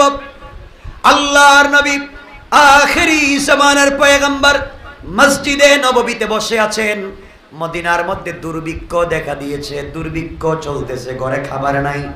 কিন্তু সাহাবায়ে কেরাম নামাজ ছেড়ে দেন নাই। সাহাবায়ে কেরাম বাচ্চাদেরকে চরিত্র শিক্ষা দেওয়া বন্ধ করে দেন নাই। তাদের ঘরে খাবার না থাকতে পারে, তাদের ঘরে কাপড় না থাকতে পারে, তাদের ঘরে উন্নত জামা পোশাক না থাকতে পারে, কিন্তু তাদের ঘরটা আল্লাহর রাসূলের মহব্বতে ভরা ছিল। কোন ঠিক কিনা? আমার নবী মদিনায় বসে আছেন। পারস্য বাদশা একটা চিঠি দিয়ে আমার নবীর কাছে পাঠিয়ে দিয়েছে, যাও চিঠি নিয়ে যাও। চিঠি নিয়ে মুহাম্মদ ইবনে আব্দুল্লাহর কাছে যাইবা। 2 জন গোয়েন্দা পাঠিয়ে দিয়েছে। চিঠি নিয়ে চলে যাওয়ার পরে দেখবা মুহাম্মাদের কন্ডিশন কি হয়, তার চরিত্র কেমন, তার সাহাবায়ে কেরামের চরিত্র কেমন। এই সময় নবীজির কাছে মদিনার চিঠি পৌঁছে গেল। সাহাবায়ে কেরামকে নিয়ে আমার নবী মদিনার মিম্বরে মদিনার মসজিদে ঢুকে পড়লেন। সাহাবায়ে কেরামকে বললেন বসো। দুইজন গোয়েন্দা পারস্য বাদশা পাঠিয়ে দিয়েছে। মসজিদের বাহিরে দুইজন গোয়েন্দা দাঁড়িয়ে আছে। নবীজি হযরতে আলীকে বলছেন, আলী তুমি চিঠি পড়ো, চিঠিতে কি লেখা আছে আমাকে দেখতে হবে। মনে রাখবেন এখানে ওমর বসা, হযরতে আবু বকর উসমান বসা, আব্দুর রহমান ইবনে আউফ বসা। হযরতে আলী চিঠি হাতে নিলেন, চোখের পানি ছেড়ে দিলেন, হাউমাউ করে কাঁদতে লাগলেন। আমার নবীকে জড়াইয়া ধরলেন। একদিকে চাচাতো ভাই, অপরদিকে মেয়ের জামাই, জড়াইয়া ধরলেন আর কাঁদতে লাগলেন। ডাক দিয়ে বলেন, ইয়া রাসূলুল্লাহি, ইয়া হাবিবাল্লাহ, পয়গম্বরে আরবি, আপনাকে আমি ভালোবাসি, আমার জীবন যৌবন আপনার জন্য উৎসর্গ করেছি, কিন্তু এই চিঠি আপনার সামনে পড়তে পারবো না। এই চিঠির ভাষা পড়ার মতো করে না, আপনার সামনে পড়তে পারবো না। নবীজি বলেন, ও আলী পড়ো, আমি শুনতে চাই কি বলেছে। হযরতে আলী দাঁড়িয়ে গেলেন, চোখের পানি ছেড়ে পড়তে লাগলেন আর ডাক দিয়ে বলেন, ইয়া রাসূলুল্লাহি, এই চিঠির ভিতরে পারস্য বাদশা আপনাকে গালাগালি করেছে, এই কথাগুলো আমি পড়তে পারি না। নবীজি বললেন, আলী রে, দুনিয়ার মানুষ আমাকে গালাগালি করতে পারে, আঘাত করতে পারে, আমি তো তাদের জন্য রহমত হয়ে এসেছি, গালি দিতে পারি না। বলো কি বলেছে। হযরতে আলী বলছেন, ইয়া রাসূলুল্লাহ, পারস্য বাদশা বলেছে কিছুদিনের ভিতরে আপনার মদিনা দখল করবে, আপনাকে পিটাইয়া রক্তাক্ত করে টেনে টেনে পারস্য নিয়ে যাবে, ইসলামকে উৎখাত করবে, মুসলমানদেরকে জ্যান্ত কবর দিবে। আপনি নাকি মক্কা থেকে পলায়ন করেছেন, এই সেই বলে গালিগালাজ করেছে। কিছুদিনের ভিতরে মদিনা দখল করতে চায়। নবীজি বললেন, মুচকি হাসি দিয়া বললেন, ও সাহাবায়ে কেরাম, ইন্নাল্লাহ, আল্লাহ রাব্বুল ইজ্জত ওয়াল জালাল আমাদেরকে বলে দিয়েছেন, আমরা দুনিয়ার জমিনে আল্লাহকে যদি মহব্বত করতে পারি, আল্লাহর তাওহীদকে যদি মহব্বত করতে পারি, তোমরা সবাই মিলে আমি রাসূলের রিসালাতকে যদি মহব্বত করতে পারো, আল্লাহ রাব্বুল ইজ্জত ওয়াল জালাল বলে দিয়েছেন আমাদেরকে দিকভ্রান্ত করবেন না, বিপদে ফেলে দেবেন না। তোমরা বলো তো কি করা যায়। সাহাবায়ে কেরাম বলেন, আপনি বলেন কি করব। মদিনার মধ্যে দুর্ভিক্ষ। নবীজি বলেন, সাহাবীরা ওরা যদি ইসলাম ধর্মকে ভালো করে বুঝবেন, খতম করতে চায়, মুসলমানদেরকে দুনিয়া থেকে উঠে দিতে চায়, কোরআনকে জ্বালিয়ে দিতে চায়, মসজিদ ভেঙে দিতে চায়, এতগুলা প্ল্যান করে মদিনায় আসতে চায়, তোমাকে বলে দিলাম কি করা লাগবে শোনো। ওরা মদিনা দখল করবার আগে আমরা তাদের এলাকা দখল করে ছাড়বো। কোন আল্লাহু আকবার। সাহাবায়ে কেরাম বলছেন, ইয়া রাসূলুল্লাহ, আমাদের অস্ত্র নাই, আমাদের টাকা নাই, আমাদের সেনাবাহিনী নাই, 3 বেলা 1 বেলা খাবার নাই, আমরা পারস্য বাদশার বিরুদ্ধে কেমনে যুদ্ধ করব। আল্লাহ রাসূল দীপ্ত কণ্ঠে বলেন, সাহাবীরা শোনো, তারা ইসলামকে মিটিয়ে দিতে চায়। ইসলাম আমার নাম, ইসলাম আল্লাহর মনোনীত ধর্ম, আমরা আল্লাহর মনোনীত, এই জমিনে আল্লাহর প্রতিনিধি। আমাদেরকে যদি ওরা হত্যা করে আর আল্লাহ যদি এর প্রতিবাদ না করেন, তাহলে তিনি আমাদের অভিভাবক হতে পারেন না। সুতরাং আমার বিশ্বাস, আমরা যখন মাঠে নেমে পড়ব, ওই সময় আল্লাহ রাব্বুল ইজ্জত ওয়াল জালাল আমাদেরকে একা মাঠে ফেলে দিবেন না। আল্লাহু আকবার। আমার বন্ধুগণ, নবীজি চাদর ফেলে দিলেন, জমিনে চাদর ফেলে দিলেন আর বললেন, সাহাবীরা যে যত পারো যুদ্ধের জন্য তোমরা চাঁদা দেও, আমরা অস্ত্র কিনবো, তরবারি কিনবো, ঘোড়া কিনবো, উট কিনবো, পারস্যের বিরুদ্ধে যুদ্ধ করব। এইভাবে যখন অস্ত্র ভান্ডারকে সমুহিত করতে লাগলেন, সাহাবায়ে কেরাম যার যত আছে দিতে লাগলেন। এখানে আপনারা জানেন মোহাব্বত কার নাম, আপনারা ভালো করে বুঝেন। সবাই তো সবার মতো দিলেন, কেউ বেশি দিলেন, কেউ কম দিলেন, কেউ পুরোটা দিলেন। আমার বন্ধুগণ, এমন সময় মহিলারা কানের ফুল, নাকের দুল, ব্রেসলাইট যা আছে সব দিতে লাগলেন। একজন মহিলা ওখানে দাঁড়িয়েছিলেন, তিনি দেখলেন তার শরীরে একটা পুরানা ছেঁড়া কাপড় ছাড়া কিছু নাই, পায়ের মধ্যে জুতা নাই, দিনের বেলা খাবার খান নাই। চিন্তা করলেন, আমি তো আমার জিন্দেগিতে কিছুই দিতে পারলাম না। মদিনার সবাই সহযোগিতা করলো, আমি কিছুই দিতে পারলাম না। এই কথা চিন্তা করে চোখের পানি ছেড়ে আল্লাহর এই বান্দি বাড়ির দিকে দৌড়তে লাগলেন। ঘরের ভিতরে যাওয়ার পরে পুরা ঘর খুঁজলেন, দেওয়ার মতো একটা টাকা পর্যন্ত পেলেন না। কিছুই দিতে পারলেন না। ঘরের ভিতরে কান্না করতে লাগলেন, আহারে আমি কিছুই দিতে পারলাম না, নবীজিকে কিছুই দিতে পেরে আমি সহযোগিতা করতে পারলাম না। হঠাৎ করে বিছানার দিকে তাকায়া দেখেন তার সন্তান বসে আছে। তার একটা বাচ্চা বিছানার মধ্যে খেলা করতেছে, দাঁড়াতে পারে, হাঁটতে পারে না, বসতে পারে, দাঁড়াতে পারে, এতটুকুন বাচ্চা। এই বাচ্চাটাকে কাঁধের মধ্যে ফেললেন, কপালে চুম্বন করলেন, দৌড়াতে লাগলেন পাগলের মতো। রাস্তায় হযরতে আবু বকরের সঙ্গে দেখা। আবু বকর বললেন, মহিলা দৌড়াও কই? মহিলা বলছেন, ও আবু বকর, আপনাকে বলে কোনো লাভ নাই। আবু বকর বলছেন, দৌড়ে কোনো লাভ নাই, নবীজি তোমাকে কোনো সহযোগিতা করতে পারবেন না। যুদ্ধের জন্য আমার নবী তো হাত পেতে বসেছেন। মহিলা ডাক দিয়ে বলছেন, আবু বকর, আমি রাসূলের কাছে যাই, তার কাছে ভিক্ষা চাওয়ার জন্য যাই না, আমি এই মুহূর্তে নবীজির কাছে যাই যুদ্ধের ময়দানে তাকে সহযোগিতা করার জন্য। কাছাকাছি যাওয়ার পরে ওমরের সঙ্গে দেখা। ওমর বললেন, মহিলা দৌড়াও কই? মহিলা বলছেন, আমি নবীজির দরবারে যাব। ওমর বললেন, গিয়ে কোনো লাভ নাই, নবীজি আপনাকে কোনো সহযোগিতা করতে পারবেন না। মহিলা বলছেন, ওমর রে, আমি নবীজির কাছে সহযোগিতা চাই না, এই যুদ্ধের ময়দানে আমি নবীজিকে সহযোগিতা করতে যাই। আল্লাহ রাসূলের কাছে পৌঁছে গেল। নবীজি অসন্তুষ্টের মতো দাঁড়ালেন আর বললেন, মহিলা, এখন তুমি আমার কাছে কি চাও? আমি মানুষের কাছে হাত পেতেছি। চোখের পানি ছেড়ে মহিলা বলতেছেন, ইয়া রাসূলুল্লাহি, ইয়া হাবিবাল্লাহ, পয়গম্বরে আরবি, আপনার কাছে কিছু চাইতে আসি নাই, আমি এই মুহূর্তে আপনার কাছে এসেছি এই যুদ্ধের ময়দানে সহযোগিতা করতে চাই। নবীজি বললেন, কি সহযোগিতা করতে চাও বলো? মহিলা বলতেছে, ইয়া রাসূলুল্লাহ, নবীজিকে একটা গালি দাও, তোমাকে ছেড়ে দেব। আব্দুল্লাহ বললেন, বেওকুফ, বেয়াদব কোথাকার, আমি মরে যাচ্ছি, এই জন্য আমি কান্দি না, আমি এখন শহীদ হয়ে যাব, এই জন্য আমি কান্দি না, আমি কান্না করতেছি তুমি আমার জীবনের বড় ক্ষতি করে ফেলেছ, এই জন্য আমি কান্না করি। বাদশাহ বলতেছে, তোমার আমি কি ক্ষতি করলাম? এমন সময় আব্দুল্লাহ বিন হুযাফা বলছেন, ও পারস্যের বাদশাহ, তুমি কিছুক্ষণ আগে যাকে শহীদ করেছ, সে আর আমি দুজন ছিলাম ছোটবেলার বন্ধু, দুজন একসাথে কালিমা পড়ে মুসলমান হয়েছি, সারা জিন্দেগি প্রতিযোগিতা করেছি।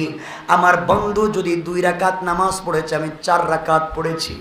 সে 1 টাকা আল্লাহর রাস্তায় দান করলে আমি 2 টাকা করেছি। সে 1 ঘন্টা জিহাদ করলে আমি 2 ঘন্টা করেছি। সে 1 ঘন্টা তাহাজ্জুদ পড়লে আমি 2 ঘন্টা পড়েছি। সারা জিন্দেগি প্রতিযোগিতা করেছি ঈমানের ব্যাপারে, সকল প্রতিযোগিতা আমি ফার্স্ট ছিলাম। আমার আশা ছিল ইন্তেকালের সময় জান্নাতের প্রতিযোগিতায়, তার আগে আমি জান্নাতে যাব, তার আগে আমি আমার কলিজার টুকরা নবীজির সঙ্গে প্রথমে দেখা করব। তুমি আমার আগে আমার ভাইকে শহীদ করে জীবনের শেষ আমলে আমাকে ফেল করে দিয়েছো। আমার ভাই আমার আগে জান্নাতে চলে গিয়েছে, আমার ভাই আমার আগে রাসূলের সঙ্গে মিলিত হয়ে গিয়েছে। জীবনের সকল প্রতিযোগিতায় ফার্স্ট হলাম, জিন্দেগির শেষ প্রতিযোগিতায় ফার্স্ট হতে পারলাম না, এই জন্য আফসোস করি। কেন তুমি আমাকে আগে মারলে না, এরপরে কেন আমার ভাইকে মারলে না? আজ আমার ভাই 1 নাম্বার হয়ে গেল, আমি সেকেন্ড হয়ে গেলাম, না জানি আমার আমলের কোন জায়গায় দুর্বলতা ছিল, এই জন্যে কান্দি। বাদশা আশ্চর্য হয়ে গেল, কি ব্যাপার? যারা মরে যাওয়ার সময় প্রতিযোগিতা করে, মৃত্যুর সময় মরে যাওয়ার জন্য প্রতিযোগিতা করে, এরাও তো মরেও মরবে না, এই কথা চিন্তা করে। লম্বা ঘটনা। এক সময় বাদশা তাদেরকে ছেড়ে দিল, আর ফাঁসিয়ে দিল না, কোনোভাবে মারল না। আল্লাহ রাব্বুল ইজ্জত ওয়াল জালাল তাদের ঈমান নবীজির সুন্নতের উপর ইস্তেকামতের কারণে গোটা পারস্যে ইসলামী হুকুমত কায়েম করে দিলেন। কোন সুবহানাল্লাহ, আল্লাহু আকবার। তার নাম ঈমান, তার নাম ভালোবাসা। এটা হচ্ছে রাসূলের প্রতি ভালোবাসা। আমরা রাসূলের প্রতি ভালোবাসা দেখাতে পারবো তো ইনশাআল্লাহ? বলেন ইনশাআল্লাহ। ভালোবাসা দেখাতে গিয়ে মারামারি করবেন না, গালাগালি করবেন না, কারো মন্দিরে আঘাত করবেন না, কারো গির্জে আঘাত করবেন না, কারো প্রেগডে আঘাত করবেন না, কারো সিরুগে আঘাত করবেন না, এগুলাতে যাবেন না, সাম্প্রদায়িক দাঙ্গা লাগাবেন না। মনে রাখবেন রাসূল রহমতের নবী, আমরা সকলের দ্বারে দ্বারে দরজায় দরজায় রহমত নিয়ে যাব ইনশাআল্লাহ। বলেন ইনশাআল্লাহ। কেমনে রহমত নিয়ে যাবেন? এই রহমত নিয়ে যেতে হলে আমাদের মাথার দাম কেমন হওয়া লাগবে, এটাই শেষ কথা। একটু টিস্যু দাও, কষ্ট হচ্ছে না তো আপনাদের? ইনশাআল্লাহ এটাই শেষ কথা। এই শেষ কথা বলি, আলোচনা শেষ করবো ইনশাআল্লাহ।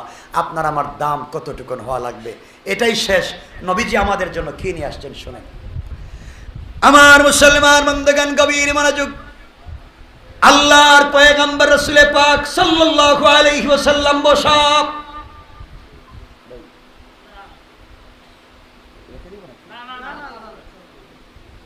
লম্বা হয়ে যাচ্ছে, রেখে দিই, থাক। 12টা হয়ে গেছে। না না না, লম্বা হয়ে যাবে পরে, আর লম্বা করলে লম্বা হয়ে যাবে। 2 মিনিট না, আপনার কথা শুনেন, আমার কথা শুনেন। 12টার পরে কথা বলতে নাই, কথা শুনেন কি বলতে চাই। শুধুমাত্র এতটুকুন বলেই রাখবো যে আপনি সেজদা যে দিবেন, এই সেজদার কন্ডিশন কেমন হলে আপনার নামাজটা কবুল হবে। আমার নবীজি বসে আছেন, জিবরিল আমিন হাজির হলেন। জিবরাইল বলছেন, ইয়া রাসূলুল্লাহ, আপনার কাছে একটা ঘটনা বর্ণনা করতে চাই। নবীজি বললেন, জিবরাইল বলো, কি ঘটনা বলবে? জিবরাইল বলছেন, ইয়া রাসূলুল্লাহ, এমন ঘটনার জীবনে বলি নাই। আল্লাহ যেদিন আমাকে তৈরি করলেন, আল্লাহ তৈরি করলেন আমাকে, পৃথিবীতে আল্লাহ আছেন, আমি আছি, আর কিছুই নাই। আল্লাহকে আমি জিজ্ঞাসা করলাম, আল্লাহ তাআলা আপনি বলেন পৃথিবীতে এই সৃষ্টির মধ্যে শুধু আপনি আছেন আর আমি আছি, আর কিচ্ছু নাই। বলেন তো আপনি কোন জিনিসে বেশি খুশি হয়ে যান? কি করলে আপনাকে খুশি করা যাবে, আপনি একটু বলেন। আল্লাহ বললেন, ও জিবরাইল, আমি খুশি হয়ে যাই আমার কদমে যদি কেউ একটা সেজদা দিতে পারে, আর আসমান জমিন আরশ কুরসি লৌহ কলম জান্নাত জাহান্নাম যা আছে সব যদি এক পাল্লায় উঠাইয়া দেয়, আর একটা সেজদা যদি আরেক পাল্লায় উঠাইয়া দেয়, আমি আল্লাহ ওই সেজদার পাল্লায় খুশি হয়ে যাই। পয়গম্বর আরবি এই কথা বলবার পরে আমি চিন্তা করলাম, আল্লাহ তো সেজদায় খুশি হয়ে যান, সুতরাং আমার কাজ হলো আল্লাহকে খুশি করা। এই চিন্তা করে আল্লাহর কদমে সেজদায় পড়ে গেলাম। ওগো পয়গম্বর আরবি, একাধারে আমি 30,000 বছর আল্লাহকে সেজদা দিলাম। আল্লাহু আকবার। কয়দিন? কয়দিন? একাধারে 30,000 বছর সেজদা দিলাম। 30,000 বছর সেজদা দেওয়ার পরে উঠলাম, আল্লাহর দিকে মুতাওয়াজ্জা হয়ে বললাম, আল্লাহ আপনি বলেছেন সেজদা দিলে খুশি হয়ে যান, বলেন না আমি তো 30,000 বছর শুধু সেজদা দিলাম, খুশি হইলেন কিনা? ওগো পয়গম্বরে আরবি কথা বলবার পরে আল্লাহ আমার চেহারার দিকে তাকালেন না। বুঝো রে ভাই, তোমার পয়গম্বর, আমার পয়গম্বর তোমার আমার জন্য কি করেছেন? আমার দিকে তাকালেন না। কিছুক্ষণ পরে আবার আল্লাহকে বলছি, আল্লাহ তুমি কি সন্তুষ্ট না? আল্লাহ বললেন, জিবরাইল শোনো, তোমার প্রশ্নের জবাব দেওয়ার আগে তুমি আমার আরশে আজিমের পিলারের দিকে, আরশে আজিমের দিকে তাকাও। হযরতে জিবরিল আমিন আরশে আজিমের দিকে তাকালেন, তাকায়া দেখেন ওখানে লেখা লা ইলাহা ইল্লাল্লাহ মুহাম্মাদুর রাসূলুল্লাহ। ওখানে লেখা, কালিমা লেখা। জিবরাইল বলছেন, আল্লাহ ওখানে তো কালিমা লেখা আছে, কালিমা আমি শুনি নাই, দেখি নাই কোনোদিন। কালিমার সঙ্গে আমার সেজদার সম্পর্ক বলেন, সম্পর্ক কি বলেন? আল্লাহ বললেন, জিবরাইল তাহলে শোনো, এই যে কালিমা দেখতেছো, আমি আল্লাহ দুনিয়ার সৃষ্টি করব, জিন্নাত ইনসান সৃষ্টি করব। জিন্নাত ইনসানের জন্য রাহবার হিসাবে, লক্ষাধিক আম্বিয়া কেরামকে প্রেরণ করব। শেষ নবী যাকে বানাবো তাকে হাবিবুল্লাহ, কলিজার টুকরা বন্ধু বানাবো, যাকে উপলক্ষ করে সব আমি আল্লাহ তৈরি করতেছি। কারণ আমের শুরুতে শেষে রাসূল থাকবে না, শুধু এই নবী যাকে বন্ধু বানিয়েছি তার কালিমার অংশের মধ্যে আমি রাসূল লাগিয়ে দিয়েছি।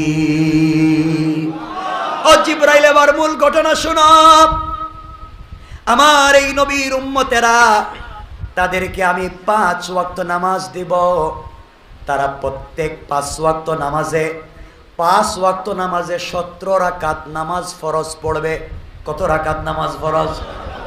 ফজরের 2 রাকাত, জোহরের 4 রাকাত 6 রাকাত, আসরের 4 রাকাত 10 রাকাত, মাগরিবের 3 রাকাত, ইশার 4 রাকাত। আমি 17 রাকাত নামাজ ফরজ করব। এই 17 রাকাতে প্রত্যেক রাকাতে তারা 2টা করে সেজদা দিবে, সেজদা ফরজ করব। আর 2টা সেজদার মধ্যখানে প্রত্যেক সেজদায় গিয়া তারা কমপক্ষে 3 বার পড়বে সুবহানা রাব্বিয়াল আলা। আমার ওই গোলামেরা 3 বার পড়বে সুবহানা রাব্বিয়াল আলা। তারা যে একটা সেজদায় গিয়া একবার যদি পড়ে সুবহানা রাব্বিয়াল আলা, তাদের ওই একবারের সুবহানা রাব্বিয়াল আলাকে আমি আল্লাহ তোমার 30,000 বছরের সেজদার চাইতে 40 লক্ষ গুণ বেশি বড় বানাইয়া একবার সুবহানাল্লাহ সেজদায় বলার কারণে 40 লক্ষ হাজার বছরের সওয়াব তাদের আমল নামায় লিখে দেব। আল্লাহু আকবার। কারণ তাদের নবীকে আমি ভালোবাসি। তারা যখন সেজদায় গিয়ে আমাকে বলবে সুবহানা রাব্বিয়াল আলা, তখন তাদের আমল নামার ভিতরে যত গুনাহ আছে আমি আমার ফেরেশতাদেরকে বলে দিয়েছি, তাদের গুনার খাতাগুলা তোমরা বন্ধ করে দিবা। আর একটা সুবহানাল্লাহর বিনিময়ে জিবরাইলের 40 লক্ষ হাজার বছর সেজদা করলে যে সওয়াব, এই পরিমাণ সওয়াব আমল নামায় লিখে দিবা। এই জন্যে মুসার মতো পয়গম্বর আল্লাহকে বলতেন, আল্লাহ আমাকে কেন নবী বানাইছ? তুমি যদি আমাকে এই নবীর উম্মত বানাইয়ে দিতা তাও তো আমার অনেক লাভ হতো। আল্লাহর কাছে মুসা যেদিন বলছিলেন, মুসা আল্লাহকে বলছিলেন, আল্লাহ আপনি আমার সঙ্গে তুর পাহাড়ে কথা বলেন, পৃথিবীতে কি আর কারোর সঙ্গে কোনোদিন কথা বলবেন? আল্লাহ বলছেন, মুসা রে তোমার সঙ্গে আমি কথা বলি 70,000 পর্দার অপার থেকে তুর পাহাড়ে তুমি, আর আমি উপর থেকে কথা বলি। আর আখিরি জামানার উম্মতেরা সিজদায় গিয়া যখন পড়বে সুবহান রাব্বিয়াল আলা, তখন আমি আল্লাহ তাদের গলার রগের চাইতে কাছে গিয়া কথা বলতে শুরু করি। আল্লাহু আকবার বলে। সেটা হচ্ছে ভালোবাসা। এটা হচ্ছে রাসূল আমাদের জন্য রেখে গিয়েছেন সালাত। ইন্তেকালের আগে নবীজি বলেছেন সালাত, নবীজি ইন্তেকালের আগে বলেছেন সালাত, ইন্তেকালের আগে করেছেন মিসওয়াক। 2টা কথাই আজকে বলছি। শুরুতে বলছি মিসওয়াকের কথা। নবীজির ইন্তেকালের আগে আয়েশা নিজের মুখে মিসওয়াক নিয়ে নরম করে দিতেন, নবীজি মিসওয়াক করতেন। ইন্তেকালের আগে নবীজির জ্ঞান ফিরলেই বলতেন আসসালাতু আলা ওয়াক্তিহা, আসসালাত আসসালাত আসসালাত ওয়া মা মালাকাত আইমানুকুম। এই জন্য নামাজ সব সময় পড়ব ইনশাআল্লাহ। বলেন ইনশাআল্লাহ। আমাকে আজকে কথা দিন এতটুকুন, আমরা নামাজ পড়ব বলেন সবাই। কয় ওয়াক্ত বলেন? ইনশাআল্লাহ। আল্লাহ কবুল করো। এখানে অনেক সবাই ব্যবসায়ী, ব্যবসায় উল্টাপাল্টা করবেন না, ব্যবসায় কখনো 2 নম্বরই করবেন না। কারণ ভাই শোনেন, আমি বলছি আমার দিকে তাকান, আমি যে জান্নাতে যাইব কোনো গ্যারান্টি নেই। আয়াতের কোনো জায়গায় কোরআনে লেখা নাই যে হুজুর জান্নাতি, বরং হাদিসে রাসূল বলেছেন, হাদিসে কুদসিতে আল্লাহ বলেছেন সর্বপ্রথম যার বিচার করব তারা হলো আলেম। জিগাইব হুজুর কি ওয়াজ করছিলেন, এদিকে আসেন, আমল কি করছেন, আসেন হিসাব দেন। আমরা বলবো আল্লাহ এই যে সারা জিন্দগি 40 বছর ওয়াজ করছি, আল্লাহ কব তুই বাটপার, ওয়াজ করছস মানুষে বাহবা দেওয়ার জন্য, ওয়াজ করছস টাকার জন্য, আমি আল্লাহর জন্য করস নাই, জাহান্নামে যা। আল্লাহ বলবেন কিন্তু কিন্তু ব্যবসায়ীদের সম্পর্কে আল্লাহ বলছেন কোরআনে, রিজালুল্লাহ তুলহিহিম তিজারাতুম ওয়ালা বাইউন আন যিকরিল্লাহ, যে ব্যবসায়ী ব্যবসা করতে গিয়ে নামাজ বাধা হয়ে দাঁড়ায় নাই, নামাজ ঠিকমতো পড়ে ব্যবসা করেছে, ওই ব্যবসায়ী বিনা হিসাবে রাসূলের সঙ্গে জান্নাতুল ফিরদাউসে যাবে। এজন্যে শ্যামবাজারের ব্যবসায়ী ভাইদেরকে দুহাত জোড় করলাম, দুহাত জোড় করে তোমাদের পায়ে ধরে বলছি, ব্যবসা করেন, হালাল করেন, বাচ্চাদেরকে হালাল খাওয়ান, ব্যবসা করেন, 5 ওয়াক্ত নামাজ পড়েন, ইনশাআল্লাহ। কিছু বললেন না? হারাম খাবো না, হারাম লেনদেন করব না, চাঁদাবাজি না, শয়তানি না, কালো ব্যবসায়ী মানে কালো টাকার ব্যবসায়ী কিছু করব না। যারা সবজি ব্যবসা করেন, ওই ভালোটা উপরে রাইকা খারাপটা ভিতরে রাইকেন না। যারা মাছের ব্যবসা করেন, অরিজিনালটা সামনে রাইকা আর ওই যে ফ্রিজেরটা পরে দিয়ে দিলেন ব্যাগে, করেননি কেউ? সব অলিয়া উলিয়া দেখতেছি, সব অলিয়া উলিয়া। যারা পেঁয়াজের ব্যবসা করেন, এই যে পেঁয়াজের ব্যবসা করে আদা বিক্রি করে, এরা বস্তার ভিতরে 5-10 কেজি পচা দেয়। এই যে আমার খুব কাছের মহব্বতের, আমি ভালোবাসি, আমার খুব কাছের তারেক ভাই, এই কাজ করবেন না কিন্তু। শ্যামবাজার, এই বাজারের নাম কি? পেঁয়াজপট্টি সহ সবাইকে বলছি, পুরো শ্যামবাজারকে বলছি, আল্লাহর ওয়াস্তে আদা, পেঁয়াজ, রসুন, মাছ, মাংস, গোশত, এরপরে গ্রোসারি যা আছে, ডেট সবজির চলে গেলে, ডেট কোনো জিনিসের চলে গেলে নিজের হাতে ডেট লাগাইয়েন না, ইনশাল্লাহ কন না। আর এই যে কাপড় ব্যবসায়ী আছে, এই যে এরা কাপড় পচে গেলে এইটারে গাঠির ভিতরে ঢুকাই দেয়, এই কাজ করে না ভালো। এই যে আরেকজন আছে ভালো, আরো বলছি, এরা দেশের কাপড় রে বিদেশি প্যাকেটে ঢুকাইয়া বিদেশি বলে সেল করে। এরা করবেন না, এরা আমার লোক, এজন্য এদেরকে বলতেছি, আমার অধিকার আছে। এরা করে ব্যবসা করে না। বাংলাদেশে আপেল আঙ্গুর এখানে আই না, আর মালটা এখানে আই না, দেখবেন লাগাই দিছে এটা মিশরি, প্যাকেট লাগাই দিছে মিশরি। করবেন না এগুলা বললাম। আমি বলতেছি আমার জন্য না, আমি বলতেছি আপনাদের জন্য, কারণ আল্লাহর কাছে হিসাব দেওয়া লাগবে। করবো না ইনশাল্লাহ? ওজনে কম দিব না। যারা বিশেষ করে মাংস, গোশত, মাংস বললে কষ্ট পান, আরে মাংস বললে কষ্ট পাবেন না, মাংস বললে তো কষ্ট পাওয়ার কত অন্যরা। গোশত হোক, মাংস হোক, যাই হোক, ওজনে কম দিবেন না। দেখা যায় 10 কেজি দেখাই দিছে, বাড়িতে নিয়ে দেখা যায় 8 কেজি হয় না। হয়নি? এটা হয়নি? হয়। রেস্টুরেন্ট যারা ব্যবসা করেন, ব্রয়লারের মুরগ খাওয়াচ্ছেন, কক মুরগ বইলা, সাবধান, আল্লাহ জানি মিশা কইলাম নাকি তা, এগুলা করেননি। এরপরে ওই পুরাতন 6 মাস আগের এই যে মহিষের গোশত, গরুর গোশত বলে চালাই দিতেছে, ঠিক? ও ভাই, তোদের পায়ে ধরছি, আল্লাহর ওয়াস্তে পায়ে ধরছি, কেমনে বললে বুঝবেন কোন? আপনারা বলেন ঘরে ঘরে গিয়ে পায়ে ধরতে ধরবো, তারপরে এগুলা কইরেন না। একসাথে জান্নাতে যেতে চাই, রাসূলের সামনে তো হাউজে কাউসারের পানি পান করতে চাই। রাসূল বলবেন, এই পাবলিক রে ঠকাইয়া এখন আমারে ঠকাইয়া পানি খাইতে আইছস। কইরেন না এগুলা। বহুত লোক আছেন মুরব্বী বাবা, নিজের মেয়েরা সম্পত্তি দেন নাই ঠিক মতো, ছেলেরে দিছেন, মেয়েরে দেন নাই, আর আপনি এই এলাকার মুরব্বী আরেকজনের বিচার করেন, হকের বিচার। আপনিই তো নিজের বউরে হক দেন নাই, আপনিই তো নিজের মেয়েরে হক দেন নাই, ঠিক কিনা বলেন? নিজের বউরে হক দেন নাই, নিজের মেয়েরে হক দেন না, আপনি আরেকজনের হকের বিচার করেন। কষ্ট পাইলেন আমার কথায়? আজকের থেকে কারো হক মারবো না, আমরা সবাই একসাথে চলবো, ধর্মে ধর্মে মারামারি নাই, বলেন নাই। আমরা সাম্প্রদায়িক দাঙ্গা করব, ফিতনা ফাসাদ করব, আমরা সবার কাছে রাসূলের চরিত্র নিয়ে দাওয়াত দেব ইনশাআল্লাহ। আর মুরব্বী বাপদেরকে বলছি, নামাজের যুবকেরা যায়, দাড়ি নাই, প্যান্ট চলে গেছে টাকনুর নিচে, মাথায় টুপি নাই। এই ছেলে, কয়দিন থেকে নামাজ শিখছ? প্যান্ট ঠিক নাই, দাড়ি নাই, টুপি নাই, যাও পিছনে যাও। এগুলা কইরেন না। ও তো সিনেমা হলে যায় নাই, ও তো জিনা ব্যভিচারে যায় নাই, ও মসজিদে আসছে, ও বুঝবে একদিন, বুঝতে বুঝতে হয়তো আপনার চাইতে ভালো হয়ে যাবে, ঠিক কিনা বলে? বের করে দিয়েন না। ওর দাড়ি নাই, বাইর করে দিলেন। ওর প্যান্ট নাই, শার্ট নাই, বাইর করে দিবেন না। বুঝাও, বুঝাও। রসুলের কাছে মানুষ এসে বলতো আমি কালিমা পড়ে মুসলমান হব, নামাজ পড়বো না। কয় ঠিক আছে।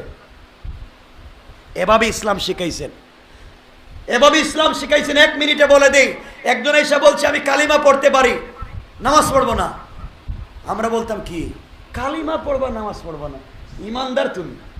নবীজি বলছেন বাবা ঠিক আছে, কালিমা পড়ছো, নামাজের দরকার নেই, এরপরে কালিমাটা পড়ো, কাছাকাছি আসো, ঠিক না? কিছুদিন পরে দেখে নামাজের সময় সবাই মসজিদে চলে যায়, বেচারা একা একা বাড়িতে থাকে। নবীজির কাছে এসে বলছি ইয়া রাসূলুল্লাহ, আজকের থেকে আমি নামাজ পড়বো, শর্ত আছে, অজু করব না। দেখছেন কি করবে না? অজু করবে না। আমরা হইলে কি মনে করেন, রে পিটাইয়া পুলিশে দিতাম। কবে না নামাজ পড়বে, অজু করবে না। নবীজি বলে ঠিক আছে। বেচারা এভাবে কতদিন পড়ছে নামাজ অজু ছাড়া, নবীজির পিছনে। চিন্তা করেন, হঠাৎ একদিন নামাজে এসে দেখে হযরতে আলী অজু করতেছেন, হাত কোনই পর্যন্ত ধুইতে হয়, হযরতে আলী ধুইতেছেন এতটুকু, পা ধুইতে হয় টাকনু পর্যন্ত, আলী দিতেছেন হাঁটু পর্যন্ত। জিজ্ঞাসা করে আলী তুমি এতটুকুন ধও কেন? নবীজি তো আরো কম বলছেন।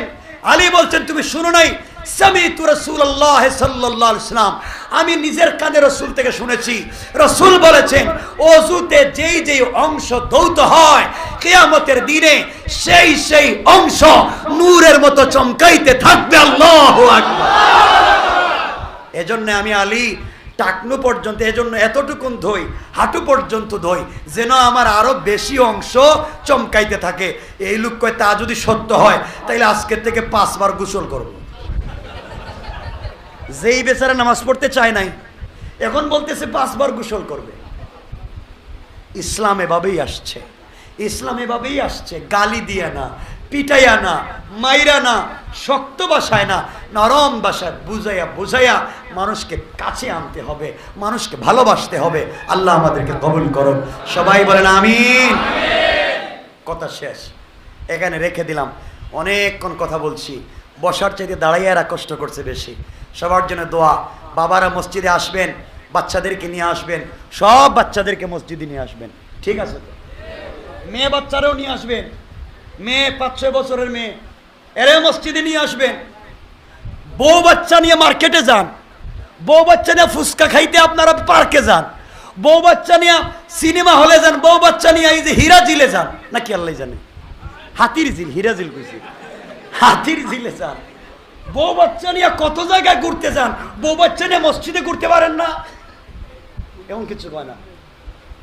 আমার নবী তো বউ বাচ্চা নিয়ে থাকতেনই মসজিদে, কথা বলেন না কেন? আমার নবী তো বউ বাচ্চা নিয়ে থাকতেনই মসজিদে। আল্লাহ, ইসলামটা কেমন সৌন্দর্যের জায়গা ছিল। যাক, বহুত কথা বলছি, গালি দিয়েন না আমারে, যা দিবেন এগুলি দিয়ে দেন। আল্লাহুম্মা সাল্লি আলা মুহাম্মদ ওয়া আলা আলি মুহাম্মদ কামা সাল্লাইতা ওয়া সাল্লামতা আলা ইব্রাহিম ওয়া আলা আলি ইব্রাহিম ইন্নাকা হামিদুম মাজিদ। বাইরে যে সময় দিয়েছিল এর চাইতে বেশি চলে গেছে, আরো 30 মিনিট। এজন্য আমাকে মাফ করে দিবেন, আমার স্বার্থে বলিনি, সব আপনাদের জন্য। আমার কথাবার্তায় ভুল হয় থাকলে সবার কাছে ক্ষমা চেয়ে নিচ্ছি। আপনারা আমার জন্য দোয়া করবেন, আপনাদের জন্য দোয়া করব। আরেকটা কথা বলে দিই, অনেকের টুপি আছে, অনেকের টুপি নাই। কেউ লম্বা টুপি, কেউ জালি টুপি, কেউ খানা টুপি, কেউ কিস্তি টুপি। এটি না মসজিদে মারামারি করেন না। যার ভাল লাগে টুপি পরবেন, নাহলে কলা পাতা দেব, তা মসজিদে আসো। এই টুপি নিয়ে মাইর করে মসজিদে বাইর করে দিবেন না। যার যেটা ভালো লাগে আগে আসতে দেন, ওরে ওরে ঢুকাইতে দেন, এরপরে ভালো হবে। এর ঢুকবেই না তো যাইব কেমনে? সবার জন্য দোয়া করবেন, ব্যবসায়ীদের জন্য দোয়া করবেন, যারা এই প্রোগ্রামের আয়োজন করেছেন, যারা সহযোগিতা করেছেন। আমি ভাইদেরকে বলবো আগামীতে আরও যদি কোনো বড় জায়গা থাকে, একটা জায়গা করে প্রোগ্রাম করবেন, ঠিক আছে না? বড় জায়গা করে করবেন, মানুষের কষ্ট হয় বেশি। আর এই আয়োজনটা ভাইয়েরা অনেক কষ্ট করে চমৎকার প্রোগ্রাম করে থাকে। সবাই সাপোর্ট দিবেন, বলে নেই। যত কথা বলছি আপনারা শুনছেন, মহিলারা শুনে নাই, বাসায় গিয়ে তা আবার বলবেন, কয় না কিছু। এই দায়িত্ব রসুলের পক্ষ থেকে আমি আপনাদেরকে দিলাম।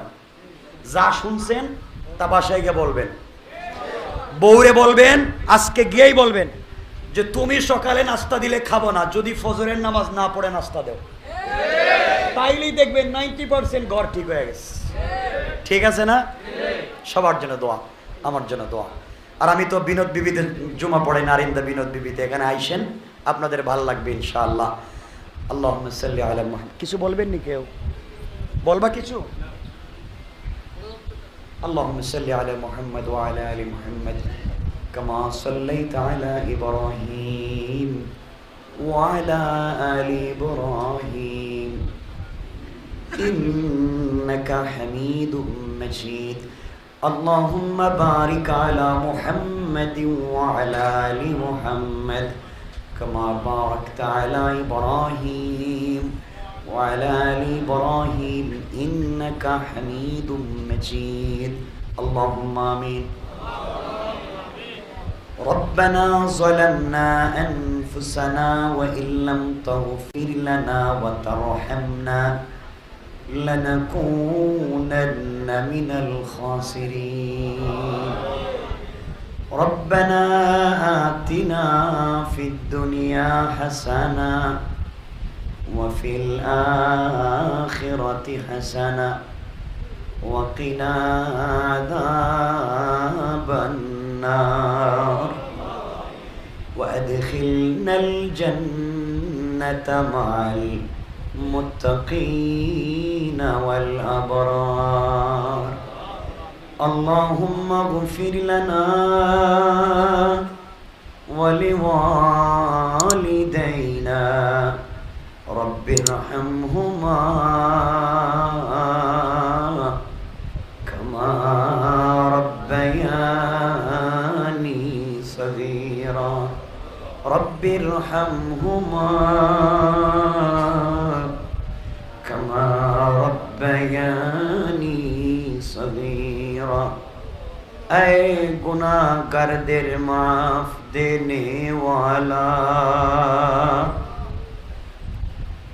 ऐ भिखारीদের खाना देने वाला ऐ वबाबिদের वबाब दूर करने वाला ऐ परेशानी दिल रे शांति देने वाला ओ दयार अल्लाह হাজার হাজার মুসলমানদেরকে নিয়া আলিম ওলামাদেরকে নিয়া হাফিজে কোরআন নওজওয়ান ভাই সাদা দাড়িওয়ালা মুরব্বী বাবাদেরকে নিয়া কলিজার টুকরা পর্দানিশীন মা বোনদেরকে নিয়া আয় আল্লাহ তোমার হাবিবের জন্মের মাসে জন্ম মৃত্যু যেই দিনে হওয়ার কথা সেই দিনে জীবনের সবগুলা গুনার উপরে লজ্জিত হয়ে দুটো হাত উপর দিকে উঠাইছি সর্বপ্রথম আমাদের তামাম জিন্দেগির গুনাহগুলোকে মাফ করে দাও আয় আল্লাহ গুনার কারণে কিয়ামতের দিনে জাহান্নামী বলে ডাক দিও না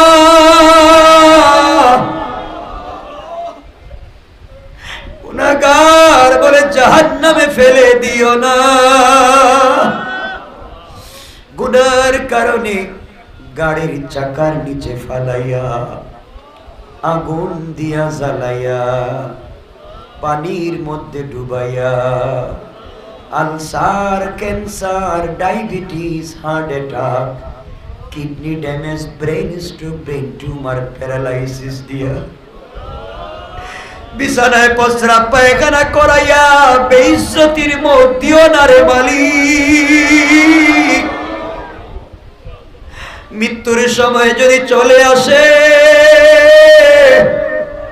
পবিত্র রমাদানুল মুবারকের তাহাজ্জুদের সিজদায় জুমার দিনের কোরআন তেলাওয়াতের হালতে নবীজিকে স্বপ্নে দেখাইয়া সোনার মক্কা মদিনা জিয়ারত করাইয়া কাবার গিলাফে দরাইয়া, হজরে আসওয়াদে চুম্বন করাইয়া, জমজমের পানি দিয়ে গোসল করাইয়া, মাকামে ইব্রাহিমে 2 রাকাত নামাজ পড়াইয়া, তোমার হাবিবের রওজায় সালাত আর সালাম পৌঁছাইয়া, মালাকুল মউত পাঠাইও আল্লাহ। এই প্রোগ্রামের আয়োজন করতে যারা টাকা দিয়ে, পয়সা দিয়ে, শ্রম দিয়ে, পরামর্শ দিয়ে, দেশ থেকে বিদেশ থেকে যে যেখান থেকে যেভাবে সহযোগিতা করলেন, সহযোগিতার ওয়াদা দিলেন, সবাইকে তুমি কবুল করে নাও। পুরা শ্যামবাজারের ব্যবসায়ীদেরকে কবুল করে নাও। ইয়া আল্লাহ, তাদের ব্যবসায় বরকত দিয়া দাও। আসমানি জমিনি মুসিবত থেকে ব্যবসাগুলোকে বাঁচাইয়া দাও। ইয়া আল্লাহ, তাদেরকে একার নেক বানাইয়া দাও।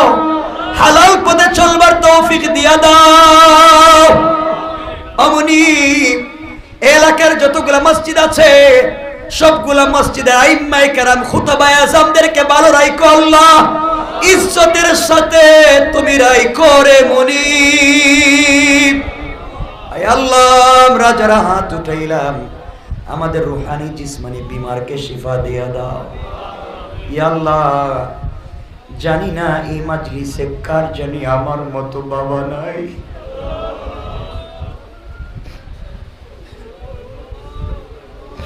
আয় আল্লাহ, আজ আমাদের সব আছে, গাড়ি আছে, বাড়ি আছে, সম্পত্তি আছে, কিন্তু আজকে আমাদের বাবা নাই। যেই বাবা মাথার গাম পায়ে ফেলে, রক্তরে পানি করে, খরচ করে, ইনকাম করে আমাদের মানুষ বানাইছে, এই বাবা আমাদের যাদের নাই, বাবার কবরকে জান্নাত বানাইয়া দাও। আমাদের যাদের বাবা বেঁচে আছেন, হায়াত বাড়াইয়া দাও। আয় আল্লাহ, আমাদের জনম দুঃখিনী